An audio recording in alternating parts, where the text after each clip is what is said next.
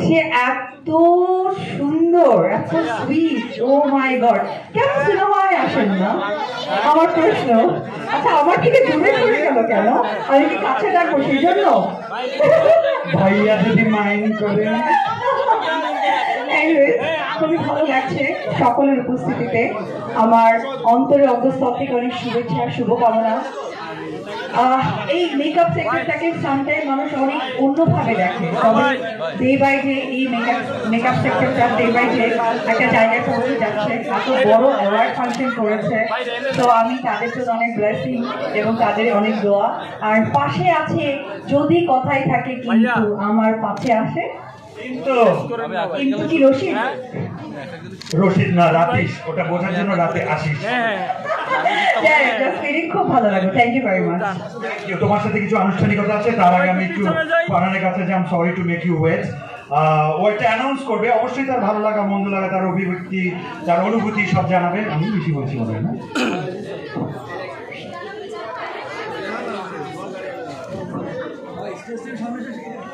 ওকে, মেয়েরা নেয় যার পিছু পিছু। এবার সে আর যে ফারহান, সরি আমাদের মুশফিক ফারহান বলবে কিছু। আসসালামু আলাইকুম, থ্যাংক ইউ সবাইকে। থ্যাংক ইউ ম্যাম আপনাকে। কাছ থেকে একটা লাইন যদি শুনতে পারা যায় নিজের সম্পর্কে, আপনি আপনার জন্য দোয়া অনেক, আপনি আমার জন্য দোয়া করবেন। অনেক অনেক শুভকামনা। আমি সচরাচর অ্যাওয়ার্ড ফাংশনগুলোতে বা যেখানে ইভেন্টে কম অ্যাটেন্ড করি, কিন্তু যখন আমাকে বললো যে মেকআপ আর্টিস্ট অ্যাসোসিয়েশনের একটা উদ্যোগ নেওয়া হচ্ছে, তখন আমি মানিক ভাইকে বলেছিলাম যে মানিক ভাই ডেফিনেটলি আমি থাকবো এবং যতটুকু সম্ভব এই ইভেন্টটা সাকসেসফুল করার জন্য যতটুকু সাপোর্ট দরকার, আমি ছোট একজন মানুষ, আমি চেষ্টা করবো আমার থেকে সাপোর্টটা দেওয়ার জন্য।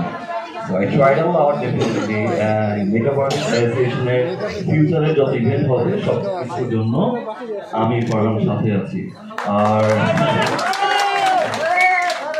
আর ডেফিনেটলি মেকআপ আর্টিস্ট অ্যাসোসিয়েশনের হোল টিমকে থ্যাংক ইউ।